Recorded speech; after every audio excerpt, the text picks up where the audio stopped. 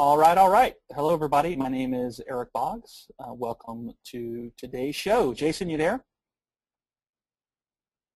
Hello, hello. Jason Falls. I'm here. I'm here. All right, sorry. good. No problem. Welcome, ladies and gents, to No BS Social Media. Joining me on the call is the uncanny Mr. Jason Falls of Social Media Explorer. I've been called worse. He requires no introduction. My name is Eric. I'm the CEO at Argyle Social. We develop social media marketing software. You can learn more about us at argylesocial.com. We're going to spend the next 40 to 45 minutes or so talking about social media and talking about bullshit, of which Jason is one of the finer peddlers I know. No, dude, I'm the peddler of the no bullshit, not the bullshit. Oh, I get it now. I get it now. I get it. So Jason wrote the book, No BS Social Media, which is really, really good. We've done a number of webcasts with Jason. We posted him to give a talk down here in Durham, North Carolina, at Argyle headquarters. I've seen him give talks around the country, so we were super stoked to get some of his time today on the webcast. A few housekeeping notes. We're going to do Q&A at the end of the call, so feel free to send your questions in via the chat and go to meeting, or you can tweet your questions with a hashtag NoBull. I think there was a little bit of outside chatter on the hashtag, but that's okay. We'll drown them out. We're recording the show, so we'll send a follow-up email probably later this week, maybe early next week, depending on how quickly we can button it up. We'll send it to everyone that registered, so you can forward it to your friends and colleagues and anyone else that may be interested in taking a look. Before we get too deep into the show, a couple quick commercials. The first one comes from me. The second one comes from Jason. I wanted to remind everyone of the Social Pros podcast, which is a podcast I do every week with Jay Baer of Convince and Convert, who is also a very good friend of Mr. Falls. Jason's been a guest on our show. He was on a couple weeks ago, and we talked about clout and secret government conspiracies and all sorts of interesting things. The concept of Social Pros is interviewing real people doing real work in social media. You can see some of the brands we featured and some of the people there. So check us out at ar.gy/podcast or on the iTunes store. I'll let Jason do the next quickie commercial. He's got lots of really cool conferences coming up. Sure, and I was a guest on Social Pros, obviously, to bring down the quality of the guests on that, even it out a little bit, make it a little bit more realistic. Yeah, so Explore, it's Social Media Explorer signature event. Our next one is in Minneapolis, August 16th through the 17th. Portland and Irvine, Portland, Oregon, and Irvine, California are coming up as well, and so we want you to check those events out. You can go to the website gotoexplore.co, G-O-T-O, explore.co. And register for Minneapolis if you'd like, and then we'll have registrations for Portland and Irvine up there at some point. But we've got a really unique approach. We dive into social media marketing from a 200, 300 level and above. It's not a lot of one-on-one stuff, and we bring brands and experts to the table throughout the day as speakers. So a lot of fun, and so we'd love to see you there. Yeah, I'll echo that. Argyle sponsored Nashville. We're sponsoring Minneapolis. Nashville was a ton of fun. I can only imagine that Minneapolis will be just as much fun. Yeah, and Jay Baer, by the way, will be our opening keynote in Minneapolis. Cool. And we're going to have some fun. We have a fireside chat that's kind of like our lunchtime thing where I interview someone. And for Minneapolis, I have somehow talked Bob Hoffman, the ad contrarian, into being our fireside chat guy. And Bob has been a skeptic, critic, and naysayer of social media over the years. So that's going to be a fun 30 minutes. Awesome. May their battle become legend. That'll be cool to see. Good deal. So let's jump into the show. So the stuff we're going to talk through today is a modified version of some content that I've seen Jason deliver. It includes some thoughts that we've been working on here at Argyle. We do a lot of these webcasts that are kind of data-driven and scientific and study-based. This one is going to be more of a radio talk show rant, and I'm here to tell you that there is no one better in the business at the radio talk show rant than Jason.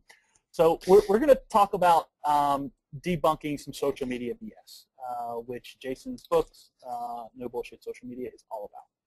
So I'll kick us off, Jason, with sort of the social media kumbaya chant that we've all heard so many times, and that is that to be successful in social media, you've just got to be human. You've just got to be approachable. What do you have to say about that? Well, I think, first of all, I would say that that's a really nice best practice. And I would say that you definitely need to pay attention to that sort of philosophy.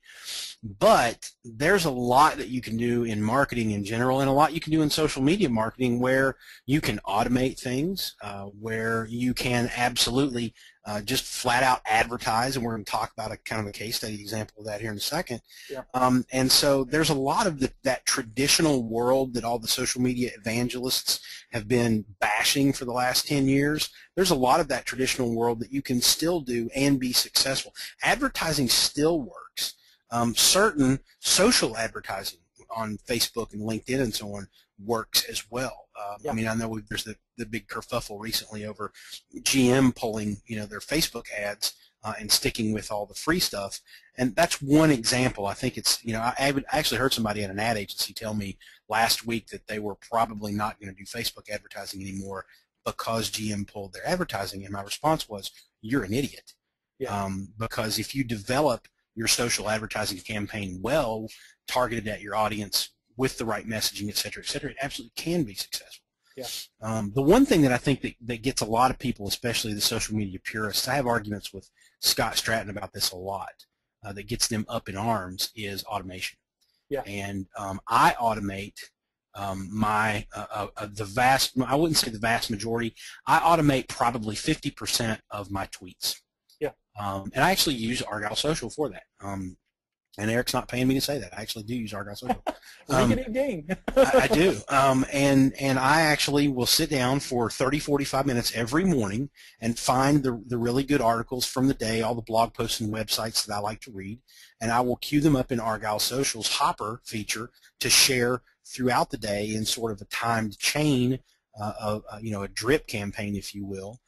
So that it appears as if Jason Falls is on Twitter all day sharing all this great content, when in actuality I'm doing a webinar with Eric, I'm in meetings, I'm doing client work, and so it allows me to have a presence on Twitter and supply really, really good content to my audience without having to camp out on Twitter all day. So the argument there, Jason, is that you're not being human, you're not being approachable, it's just unnatural to do that. Right. That's what the purists would say. And to them, I say, au contraire. Because, throughout the day, I will take 5 and 10 minutes, between meetings and phone calls and whatnot, and I'll go look at my Twitter stream, and if anybody has asked a question, or if they've said, Jason, you're a moron, or hey, that link didn't work, or something like that, I'll fix it, or I'll respond, or I'll call them a name back, or whatever I need to do, and I'm there. I'm responsive. The intent, I think, is what you have to think about. If your intent is to automate everything and never respond, yeah, I'd say you probably aren't going to be real successful in the social world. But if your intent is to just be generous with what you share, make relevant offers to relevant audience members at relevant times, but then also be responsive and so on and so forth, then you don't have to be human all the time. Yeah. So let's dig into this a little bit. I know you've got a great story that features someone that's really close to you. Yeah. And it kind of relates to this idea of, you have to kind of take that next step beyond just being human. Sometimes you got to sell a little bit, or at least you got to be listening a little bit. So talk us through this. This is a story of your mom, if I'm not mistaken. That's my mom. That's Sarah George. She's in Pikeville, Kentucky, a little small town, 7,000 people or so, nestled in the mountains of Appalachia, where the Hatfields and McCoys are from. So I am born and bred and raised hillbilly redneck. And that's my mom, and a couple of years ago for Christmas she asked for a remote car starter. And for those of you who live in warm climates, you probably don't know what that is, but if you don't, a remote car starter, think of the Volkswagen Darth Vader commercial, where the little kid's standing outside, waving at the Volkswagen, and the dad pushes the remote button and the car starts. So that's what a remote car starter is, and in the winter months they're very handy because you don't want to go out and sit in a cold car and freeze your butt off. So my mom wanted one. You can buy them and have them installed in any model car, really. Yeah. So she wanted one for Christmas, And being the dutiful son, I sent her a check and told her not to call till Thanksgiving. So she buys, or she's got this money to go get the remote car starter, and this time last year, back in 2010, I guess, or so, I guess it was 2 years ago. No, it was 2011, January 2011. She is sitting in her little home office getting ready for work, and she realizes it's 15 degrees outside, and she's like, man, I haven't installed the remote car starter yet. That sucks. So before she goes to work, she checks her Facebook page, and she sees a post from the next gentleman you'll see. His name's Greg Tackett. And Greg Tackett also lives in Pikeville, Kentucky. He and my mom are acquaintances. They don't know each other real well, but it's a small town, so people there generally will friend each other on Facebook, whether they really know him very well or not. But Greg actually runs a car audio-video customization shop in Pikeville, and he posts that morning on Facebook, on his personal Facebook thread. Now, not his brand page like the purists tell you you have to post the commercial messages over there. He posts on his personal Facebook thread, "Stay warm with your remote car starter this week at Greg's Custom Audio, Video, and Car Stereo." Now, all the social media purists, if they were dead, they would have rolled over in their graves, but they're mostly not dead. So they would be up in arms and say, "Oh, you spammer, bad person, you," right? Well, how do you think my mom responded? My mom responded with, "Can I make an appointment for Thursday?" And if you go back and look at that one thread that Greg posted on his personal Facebook page in the news stream of all of his friends, there were like 12, 13, 14 people who said, "Damn, I want one of those," because he posted a relevant message, "I've got remote car starters," to a relevant audience, people who were in the 15-degree weather in and around Pikeville, Kentucky, at a relevant time, in the morning when they're cold and they don't want to go out and freeze their ass off starting a car, and to that, at a relevant time and in a relevant place in Pikeville, Kentucky, where it was cold. So he hit the relevancy bullseye: time, place, audience, message.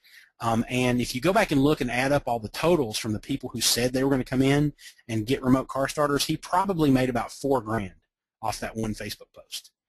And so if you want to tell me that you can't advertise on your personal Facebook page, or you can't leverage your personal social networks to be successful in business and so on and so forth, I'm going to call bullshit on that, because Greg proves us absolutely wrong, or proves the purists wrong on that, because he did it and did it well.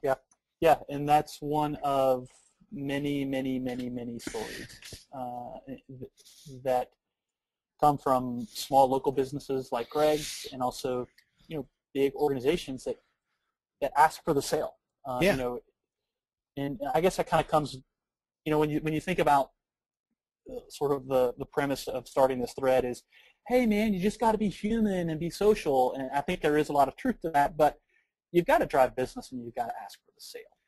And this is a great story that illustrates that. Yeah, absolutely. And I think what a lot of people in the echo chamber of the social media marketing world don't remember and don't understand is 97% of the businesses in the United States anyway are small businesses. And the people that don't live on either coast, or don't live in Silicon Valley or Austin or Boston, are actual real people who have real jobs and real expectations and interact with advertising and still watch television and so on and so forth.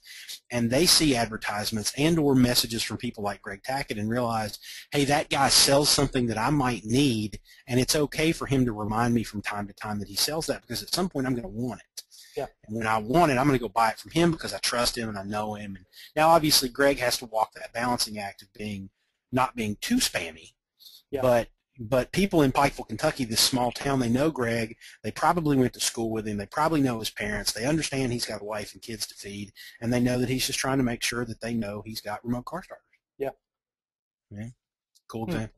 So the next example that we've got for you is even better. You've just got to engage. You have to join the conversation. Well, here's an example of someone who called me when he found out I was writing this book called No Bullshit Social Media. And he literally, if he had an iPhone, he probably cracked the screen dialing the numbers so hard. He was so excited to talk to me. And he said, "Jason, I don't have time to join the conversation. I don't have time to engage." This guy's name is Jim Olenbush. He's a realtor at CANTERA Real Estate in Austin, Texas. He said, I don't have time for any of this. I have time to do one thing and one thing only, and that's sell houses, because I got to put food on the table for my family. And so, but Jim's a smart guy, and he knows that these social channels offer opportunities to reach audiences in unique ways that he have not been able to do before.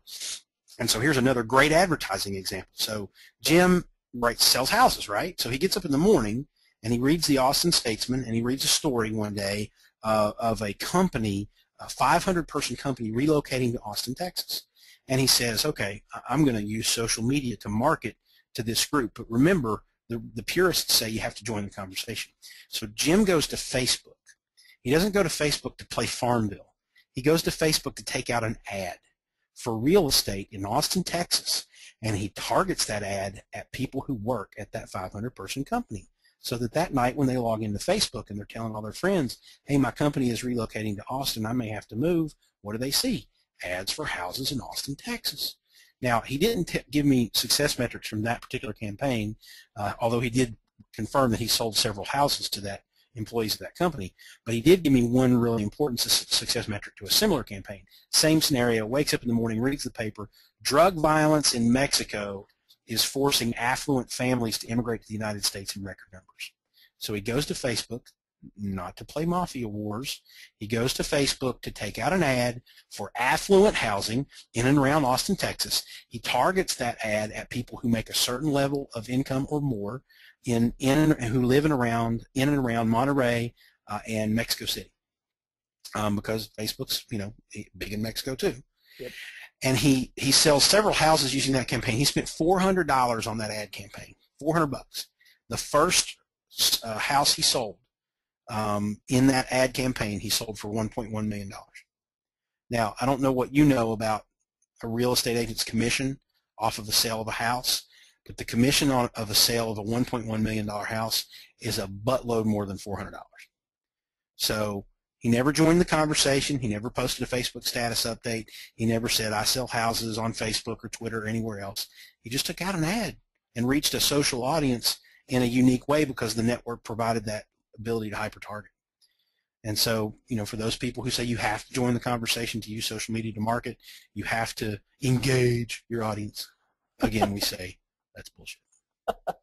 So the commission, 3% of a $1.1 million transaction is $33,000. Yeah, that's a little bit more than 400. That return on investment.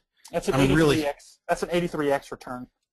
Yeah. So that's nice. I'll take me some of that. Yeah. So that's a really cool example of, and so this guy, he doesn't work in a marketing department. He doesn't work for a big organization, but he was really clever and really thought strategically about how he can leverage these social tools to move the needle for his business. I don't know that people really truly understand the opportunity that's out there with social advertising on LinkedIn and Facebook. It is so hyper-targeted. It's unbelievable. Yeah. You know what? Somebody told me the other day, social advertising only works if you use it to give crap away. And to that person, I was like, no. Maybe that's the only thing you've been able to do to get it to work. And if that's the case, then I would suggest that you hire a better copywriter. Yeah. Or you hire a better art director, because if you have a compelling image and a compelling headline, social advertising appears on the page just like other advertising. Now, granted, 100% of the people that see the ad are not going to click on it. Okay, that's just not. Some people are conditioned to not look at ads. I don't look at ads. I promise you, and I'm an ad guy. I've worked at ad agencies before, and I love the advertising business, and I think advertising can be really, really compelling and fascinating. But I subscribe to like 6 magazines every month. And so I look through magazines on a regular basis. I promise you I've never laid eyes on a print ad. I've never looked at one. Yeah. Because when I'm reading a magazine, I'm purposely looking for the editorial content. I don't look at ads. I really don't. I probably go past ones that have scantily clad people in them. And our brains, our human animal brains are wired to look at naked skin. That's why, sex sells. So you see, even for a man or a woman in a bathing suit, our human brain says, hey, look at that.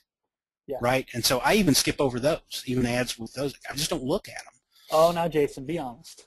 Well, no, if I'm going to look at that, I buy different types of magazines. Fair enough. Oh goodness! All right, we're getting really off color here. Fair enough. Fair enough. Yeah, there was another comment I was going to make, but I lost my train of thought when you brought up booby magazines. Let's. I didn't bring up booby magazines. I just said different types of magazines. So let's go to sort of our third example, and this is a little bit kind of the same tone of engaging and enjoying the conversation. So the realtor case study, this guy made no attempt whatsoever to join a conversation or engage with fans or followers. He just got really clever about using social advertising as a business play. Tell us a story about the Fisketeers. This is a fascinating story of a niche company. Yeah, and there's two case studies here, and the one case study is that you can't, the naysayer thing is that you can't measure the ROI of social media, because Fisketeers did, and I'll tell you a little bit about that. But real quickly, let me give you the first case study. The first case study is a word of mouth marketing case study. Fiskars is the scissor company. They make like crafting scissors, and in 2006, I think it was, they worked with Brains on Fire, which is an agency down in Greenville, South Carolina, a word of mouth marketing agency, very good folks. And they basically said, hey, we want to find a way to engage our audience online and cultivate, a group of ambassadors, some loyalists who we can tap into for lots of different things, not only selling more products, but helping spread the word about our products, et cetera, et cetera. So they did all this research, and they realized at the time that there were all these forums and message boards about scrapbooking and crafting, that's going to be your hyper scissor user. Or I guess hyper user of scissors, because hyper scissor user would be like a bad power thing. users. Power users, exactly. So these are the people who are going to pay a little extra for a really nice pair of scissors, is the point, and that's what Fiskars produces. And so, but they looked at all the online options back then, and they realized that the world of scrapbooking in like 2006 was mean. Like, you would log on these message boards, and people would post images of their scrapbooks or their designs or whatever, and the comments threads would be like, "That's ugly, and you can't cut straight, and you're a bitch." And I mean, it was just, it was incredible. I mean, the scrapbooking world had gone gangsta apparently back in 2006, and so, but what was interesting, though, is that Brains on Fire and Fiskars looked at this and realized this is an opportunity, this is a market need. What scrapbookers need is a safe haven. They need a place to go where there's rules against being an asshole. Yeah. And so they created the Fisketeers, which is an invitation-only crafting ambassadors website, and you have to be invited to it, so there's accountability. You have to put your name and your email address and all that stuff in there, and the community holds you to a higher standard there, and you can't be mean. If somebody posts something and you don't like it, you're supposed to just ignore it or whatever. And so what the people do there is they share their ideas and their designs and their pictures and so on and so forth. And they have this wonderful, vibrant community of people who just love arts and crafts and scrapbooking and so on and so forth. Yeah. Well, and it's a branded environment. It's the Fiskars environment. They do not pull these people into this community to sell them scissors, although certainly they do offer them, products and services within this community. But what they do is they use Fisketeers as a place to get insight into how their consumers use their products and what they think of new product features. It's a research and development function for the company. And so the first case study is building the community, of finding a market need and filling that need, and having a word-of-mouth marketing, community. And by the way, the success numbers, I think their 6-month goal for this community was to have 2,500 members. They exceeded their 6-month goal in 24 hours. Oh, wow. They opened the door, and because there was such a market need for this safe haven, it exploded. Yeah. There's over 8,000 members now. They're probably creeping up on 9,000 at this point. And so they've got this community of people who love scrapbooking and who use their products and give them really good product feedback. The R&D case study here is their research and development department within their own building in Wisconsin used to have white meat paper on the windows. They wouldn't let their own internal people see what the R&D team was doing. Now the R&D team sends prototypes of new products to members of this community and says to them, film yourself, cutting with these scissors and tell us what you think about it, and don't send it back to us, post it in the community so everybody can see it. So they basically have used this as a cultivation mechanism to get feedback from their audience. And so they started looking at, okay, how much money did we spend on R&D in 2005, and how much money do we spend on it now? And then they also realized when they started to do PR outreach for new products and services and trade magazines and all that kind of stuff, which I didn't even know there were scrapbooking trade mags, but I guess there are. Of course there are. But when they started to do that outreach, they realized all the people they were reaching out to were members of the community. Yeah. So they realized, wait a minute, we're spending all this money and time and energy in PR. We don't have to anymore because they're all here. Now, I wouldn't recommend cutting out your PR budget to most brands, but in this scenario, it kind of worked out for them. So they started looking at how much money did we used to spend on PR, and now how much money do we spend on it, and so on and so forth. What they did is they put pencil to paper, and they figured out that year after year, the Fisketeers community has an over 500% return on investment for the company. And so they've measured it to the actual dollar sign. They won't give me the actual dollar sign, but they said it's about a 500% return on investment every year, what they spend on the community versus what they get back in not only selling products and services on the website, but money they save from PR expenditures, money they save in R&D expenditures. Oh, yeah. And certainly new products that they sell because of that R&D. So they're able to calculate all that. So there's a lot of people out there that say, well, you can't measure the ROI of social media. It's all touchy-feely. It's about building relationships. You can't measure that. And, of course, to that we say that's bullshit. Indeed. There's your last bull picture, I think. It is, yeah. These are really nice photos. So a couple thoughts popped in my head. One, you talked about people being really mean versus people being really nice. There was a great video interview on Slate.com today with an executive from Tumblr. And Tumblr is an enormous website. But they don't have nearly the troll and flaming problem that a site like YouTube does, because Tumblr imposes some identity restrictions such that it's more difficult to be anonymous. And this Fisker story kind of aligns with that, in that when you ask your customers to be a part of a community and they represent their true selves, you can kind of alleviate a lot of the risk associated with that, at least in terms of people being nasty or kind of being mean about things. The other thing that kind of came to mind was, we talked about engaging in conversations and trying to be plugged in, and that only matters if you're plugged into the right ones. Right. And this Fisker study is an amazing example of that, because they aggregated their most important constituency. They got them in one big virtual room, and now they're just kind of hanging out. And it sounds like the R&D guys are just kind of pinging them with questions and sending them stuff. So this is a conversation that's definitely worth engaging in, because it's all the right people. Yeah, and if you look, I mean, Fiskers, obviously they have some other presences on social media. I mean, they have a Twitter account. It's not a highly engaging Twitter account. I think they have a Facebook page. Again, not an overly impressive corporate case study of a Facebook page, although I'm sure it serves a purpose for them.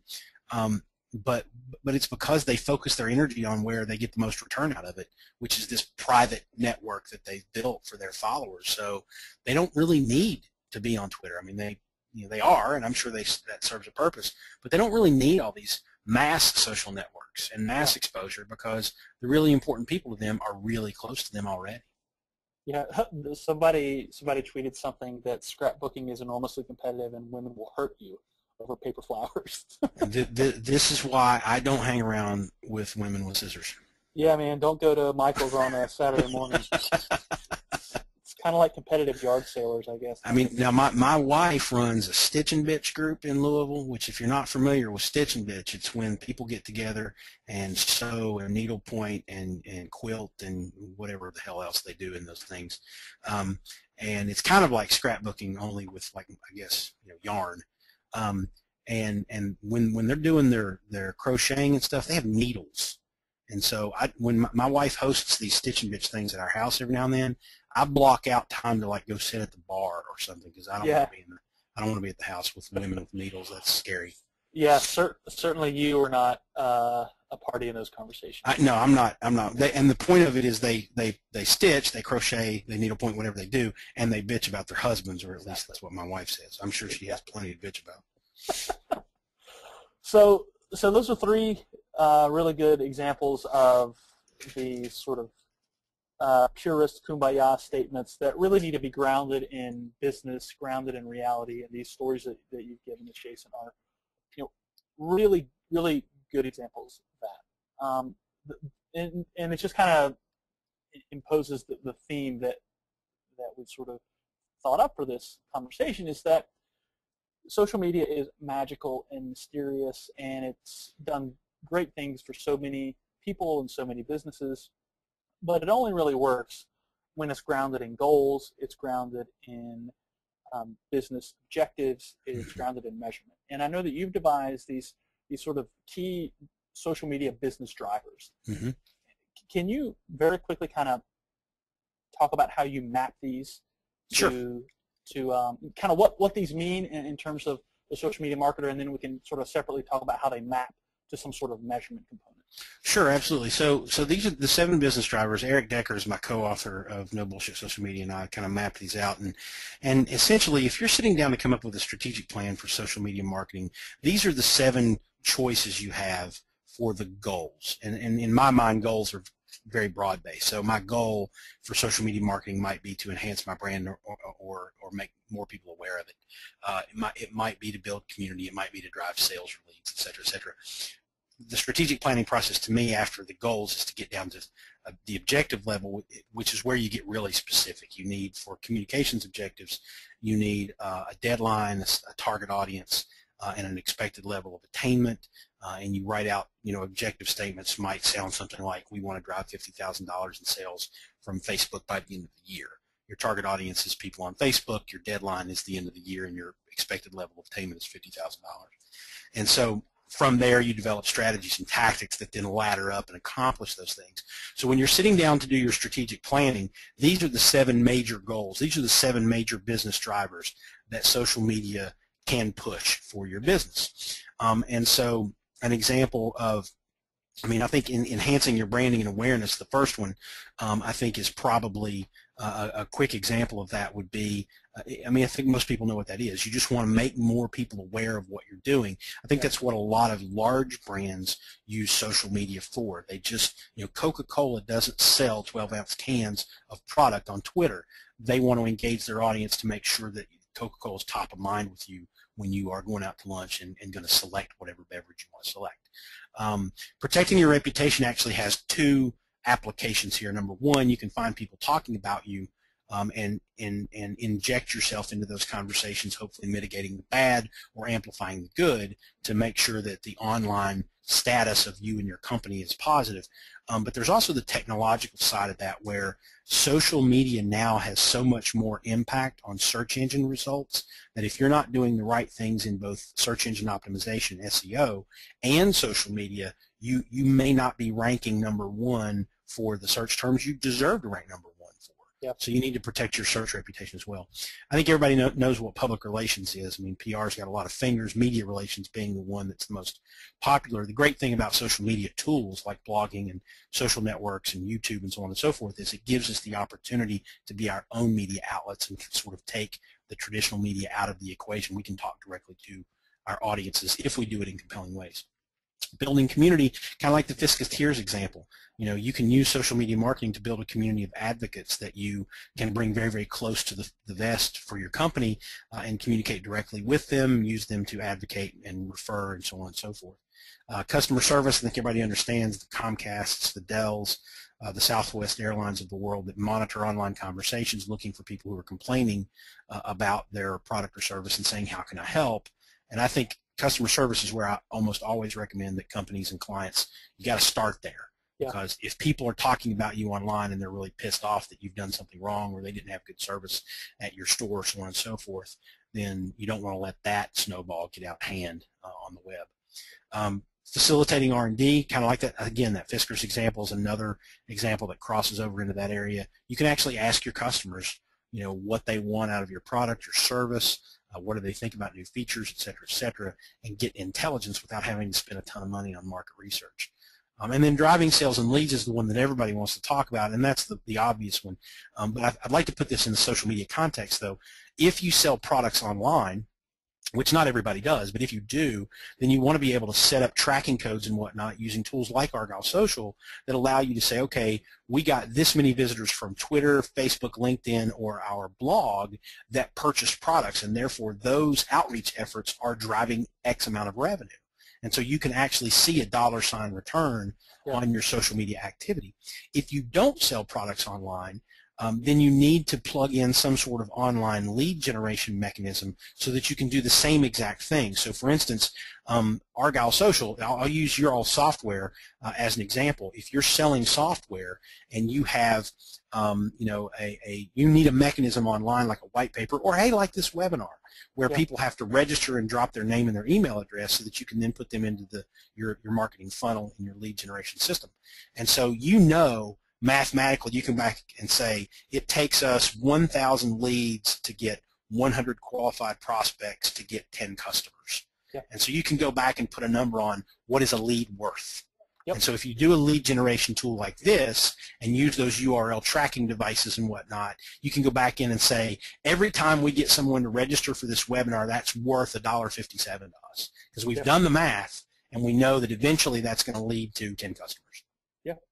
You're preaching to the choir, man. That's something that we have seen work really well for us at Argyle, and for our customers. And the key with a lot of these, and we kind of skip ahead a little bit. So we've got sort of these 7 concepts that you can use to anchor your social media programs to some sort of business objective. These seven concepts need to map to some sort of financial outcome at some point. And kind of following this thread on driving sales leads and driving revenue, it's often indirect. When you invest money in search advertising, people search for, Fisker's scissors. I'm looking for them. And, oh, here is an ad for them. I'm going to click on this ad, and then I'm going to buy. It's a very clean, intent harvesting transaction. Social does not work that way. It's an intent generating, it's an intent cultivating channel. And so a lot of the outcomes that you're driving with any of these 7 strategies are often going to be like 2nd and 3rd degree, and it's going to take time for them to develop, and it's not always a very clear measurement path. True. And so when it comes to that question, though, of ROI, I challenge that question a little bit because I don't think that's the right question to ask. Partly because of what you're saying, that there's several generations of measurement that have to happen before you can really know comprehensively what social media does for your business. But I want you to look at these 7 business drivers for a second. And here's what I know about ROI. As one of our listeners here pointed out and tweeted a minute ago when you were doing your quick math, I'm not a math person.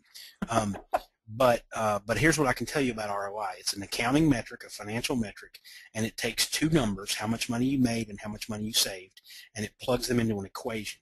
So in order to get ROI, you have to know how much money you made, and you have to know how much money you spent, rather, not saved. You have to know how much money you made and then how much money you spent. And so you take how much money you made, you subtract how much money you spent, and you divide that by how much money you spent, you get a percentage. If it's over 100, you have positive ROI. If it's under 100, you didn't make as much as you spent. And so that's what I know about ROI. Now, I want you to look at the 7 business drivers here and tell me which ones of these are measured in money. Because in order to know your ROI, you have to have 2 numbers. How much money you spent, which you can measure really easily, but then you also have to know how much money you made. So my argument on the question of what is your ROI, what's the ROI of social media, if your goal is to enhance the awareness of your company and your product and your service, do you measure that in dollars and cents? Because think about it this way. If I'm in a meeting and the CEO of the company says, hey, Jason, tell me the status of the branding and awareness project, don't I sound stupid if I say $57,000? Because the goal is not money. The goal is awareness. So what you have to do is you have to map your results, your measurements, to your goals. And if your goal is to protect your reputation, you don't measure your reputation in dollars and cents. Now, certainly there's going to be lines that blur a little bit, and protecting your reputation is ranking well in search results. If you rank well in search results, you can map revenue from people who click on them and come through and buy. So there's a little bit of cross-pollination, yes. Well, I think it comes down to a resource question a lot of times. Like, look at a company like Fisker's. that has, they have resources, they have people, and presumably those people are pretty smart. And so when, you even mentioned the value of the community that they built, they can wrap a number around that. And it's exactly like you described, where it is like, well, our community gives us this, which gives us this, which gives us this thing that's a number. And so it is often, 2 and 3 steps removed. And I kind of agree and disagree with what you're saying here a little bit. And I think that for smaller organizations, they need to focus on very simple, trackable, repeatable programs and metrics. For larger organizations that have resources and people, I think I would challenge you to try to map all of these to some sort of, at least a proxy for dollars. Absolutely. If you've got those resources, especially if you've got that one, that Milton inside your company that's just an anal retentive spreadsheet, crazy person that can sit down and connect those dots, go for it. Hell, if you could measure it infinitely, go for it. Yeah. In the practical nature of our world, though, is that most organizations aren't that robust or don't have, Milton, the red stapler guy, who can do that for you. So you have to be practical, which is why I say, instead of asking the question of what is the ROI of social media, since only a couple of these, facilitating R&D can be measured in dollars and cents, because you can put a new product in the marketplace and measure your sales. And sales and leads, obviously, is measured in dollars and cents. But the rest of those top 5 are measured really in what I would call intangible ways. So I think the question you need to ask, instead of asking what's the ROI of social media, you need to ask, what do I get in return? Yeah. Because what you get in return might be better search engine results, lower cost per lead, more online media coverage, all these things you see here on your screen, faster response times, better customer satisfaction scores. Those are all beneficial to your company. Those all mean something to your company. You want all of those things, but they're not measured in money. Yeah. Yeah. Fair? I think that's fair. That definitely is the no BS approach. Believe me. The cool thing about that question, though, too, is that we're going to get to the tree huggers and hippies thing in just a second. But the question about that return, what do I get in return, is money is still included. You can still measure money as a return, but you got to think about all those other things too, because they might be what you're trying to get. All right, so here's the hippie and tree hugger spiel. So in the book, and don't get me wrong, we don't mean this in a derogatory manner. Eric Deckers and I consider ourselves to be social media hippies and tree huggers. Well, I think anybody that's on this webcast to some degree is a little bit. And what we mean by that is, I believe in those philosophical tendencies of that you, in order to, as a best practice, not as a rule, as a best practice, you should be human. You should engage. You should join the conversation. You need to hold hands in a circle around the campfire and sing Kumbaya with your customers. You need to build relationships. Those are all good things to do, but you can't do those alone. If you do those alone, you're a hippie and a tree hugger in the social media world sense, because you're not worried about measurement. You're not worried about driving business. You're not worried about planning things strategically.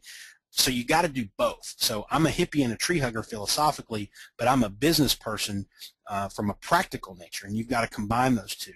And so that's what the no bullshit, line of social media is let's hug all the trees we want. There's nothing wrong with that. I want to do that. But we also have to measure this. We also have to show return. We also have to account for what we're doing in this space and get something out of it.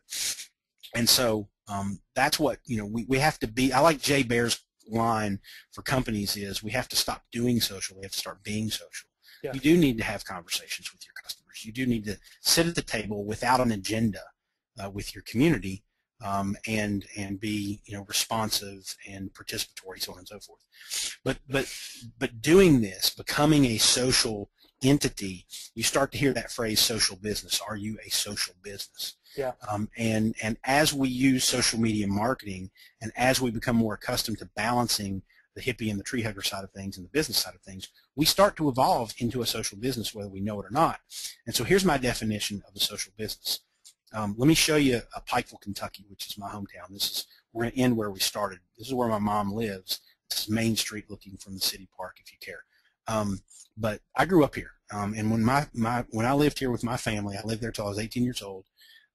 We didn't buy our cars from GM or Chevy. We didn't buy clothes from JCPenney or Target. We didn't buy insurance from Progressive or Geico or Allstate or State Farm, and we didn't bank with PNC or Wells Fargo or Bank of America.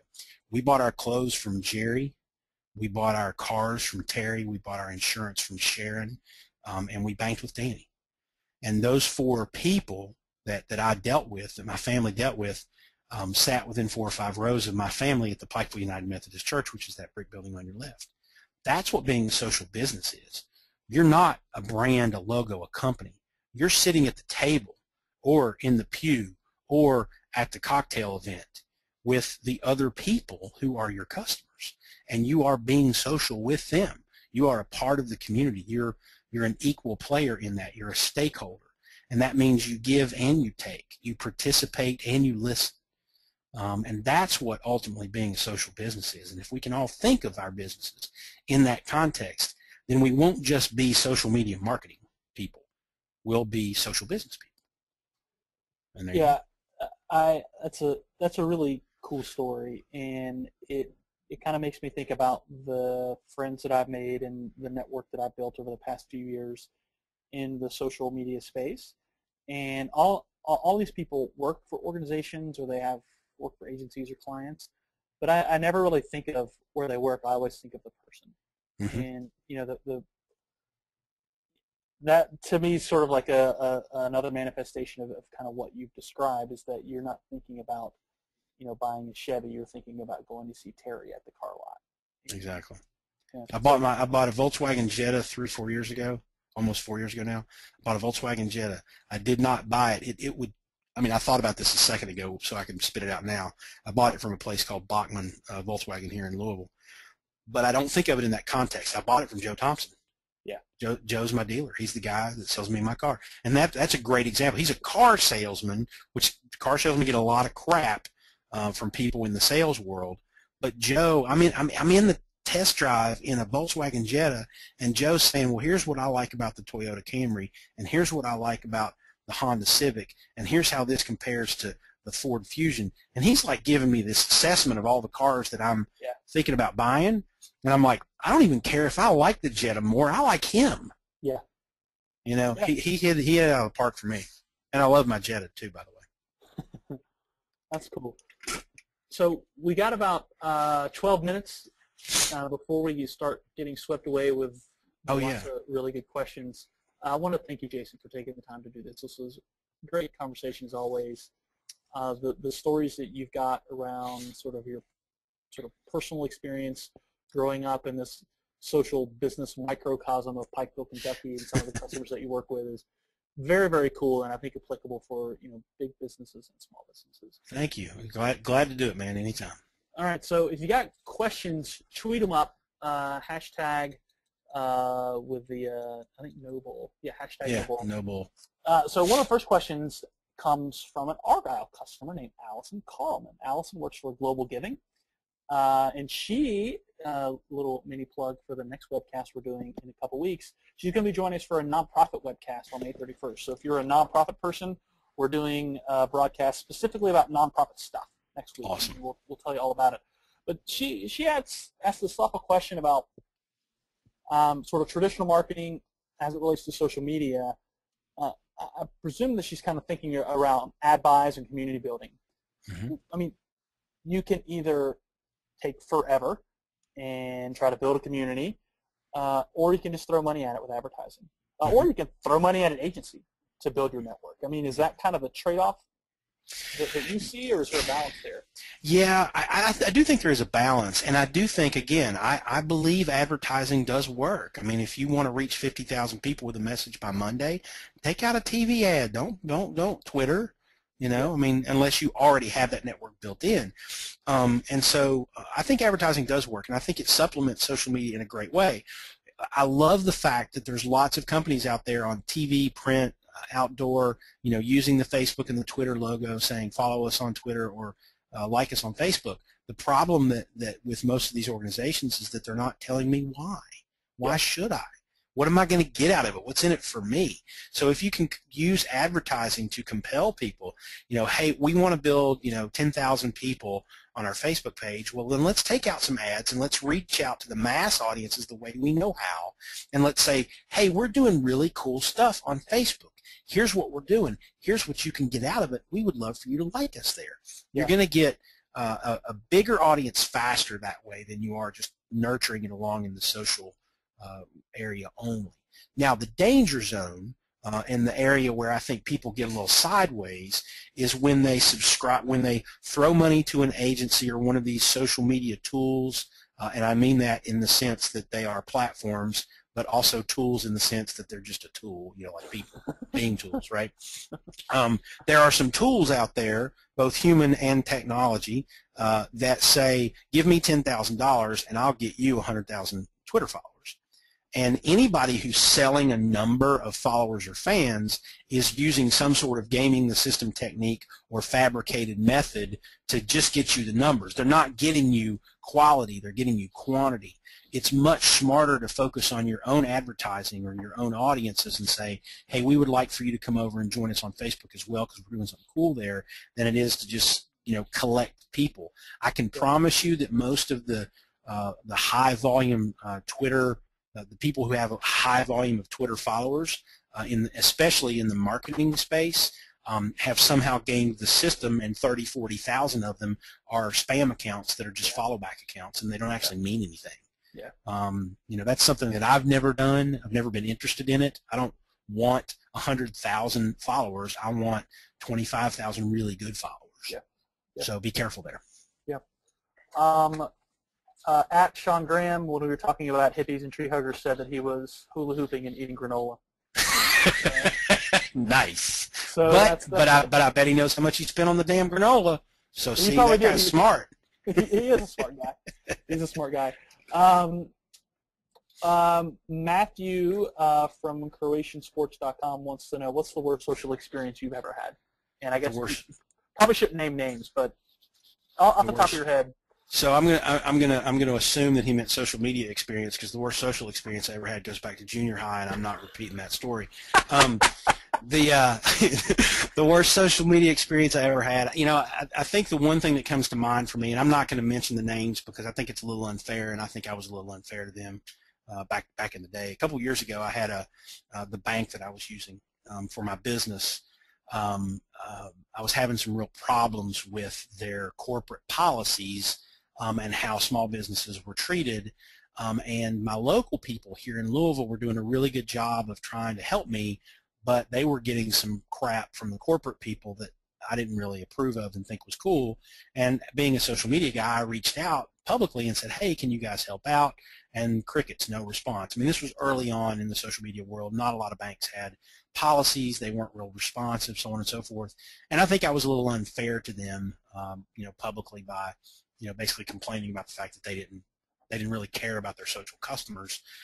They did. They just didn't have the mechanisms or the policies in place to feel good about reaching out in a public way. I think they've gotten a lot better since then, but it was a really, really bad experience. It was early on in the space, and so in all fairness to the bank, I won't mention who they were, but it was just an example of a business that was, based on policy and legal concerns and whatnot, was just ignoring the online situation, not as a social media person, a marketer or a blogger or a guru or whatever the hell you want to call me.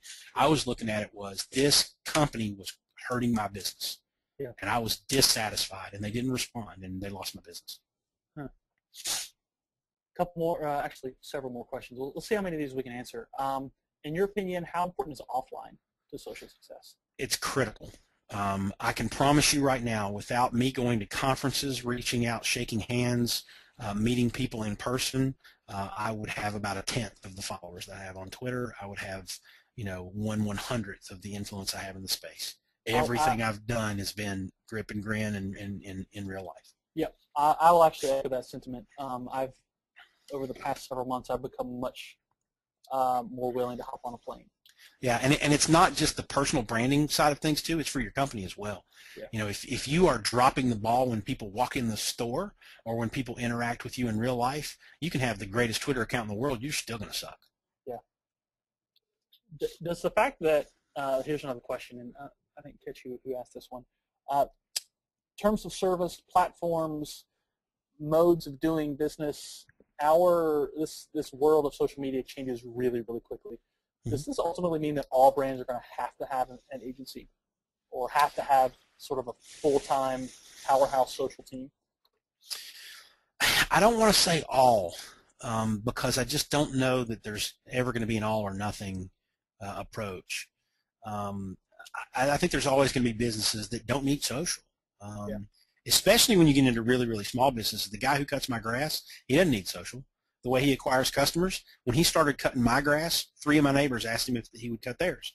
Yeah. So I'm like, here's your Facebook strategy, dumbass. Go cut somebody's yard for free. Yeah. You know, that's how you do it for him. Now, as he scales, obviously that changes.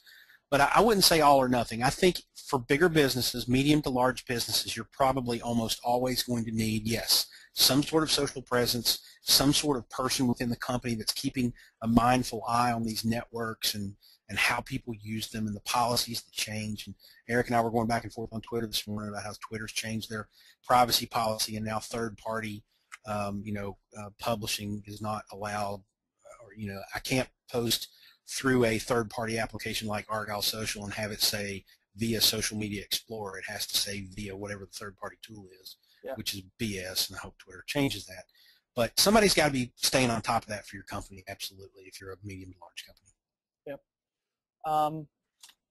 You just answered this a little bit. For tips about breaking through on social in industries that have little to no users, I think the example is thermal valves. I think you maybe just answered that a little bit with the guy that cuts the grass. Yeah, I mean, sometimes you don't need to, but if you see potential there, then the great news is the first person through the door is going to be the biggest. Yeah. So some industry out there that you're looking to become Mr. or Miss Social in is going to need their, for lack of a better term, Chris Brogan, right? Yeah. They're going to need the pioneer that takes that industry into social. So be that, make that your personal brand and see what you can build. Yeah. We talked a lot about B2C. Any quick thoughts about B2B myths or B2B truths from your experience? I think the biggest thing for me, and I've had some B2B marketers tell me that this is a naive way of looking at it. I don't know that I agree with them because I've used this philosophy in a couple of B2B clients and it's worked. But my attitude on B2B and the myth that I find out there in B2B is that B2B is different. I don't think it is different because you do not buy or sell to or from a logo or a building or a company. Yeah. You buy or sell to or from another human being, the purchasing officer, right? So your goal then to be in social is to be social with purchasing officers or CFOs or whoever the person within those B2B organizations are that actually sells something or buys something. You've got to find where people like that are, and it's just better defining your target audience, not necessarily saying, oh, I have to market differently, because ultimately you're selling to a person. It's P2P marketing, not B2B marketing. Yeah. It's 1:58. I know people probably got to get rolling to the 2 o'clocks. Last question for you, Jason. What is your scrapbooking strategy? My scrapbooking strategy. At present, it's I have a personal blog and I use Instagram a lot. How about that? Fair enough. No scissors involved. No like bitchy catty, like you can't cut in a straight line stuff. No, man. I am a big fan of other people's art, and I will never criticize that. So I am not going to call you an evil bitch for not cutting straight. Awesome. Let's close on that. Jason, I really appreciate your time, man. This was a ton of fun. There was some good stuff in here. Everybody, thanks for tuning in. We're going to package this up and send you a follow-up email with the deck and the recording in the very near future. We'll talk to you again soon. Thanks, Jason. Thank you. Thank you all.